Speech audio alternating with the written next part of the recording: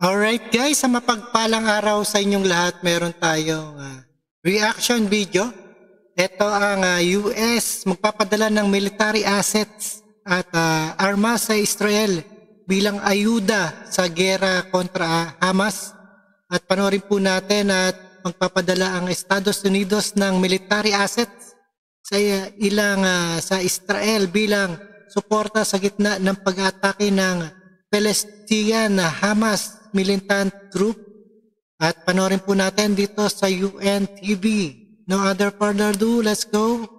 Magpapadala ang Estados Unidos ng mga military ship at aircraft malapit sa Israel bilang suporta sa gitna ng pag-atake ng Hamas militant group.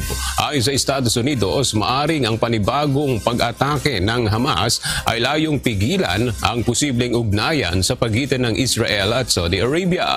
Ayon kay Defense Secretary Lloyd Austin, magpapadala rin sila ng mga ammunition sa Israel, gayon din ang mga fighter jets.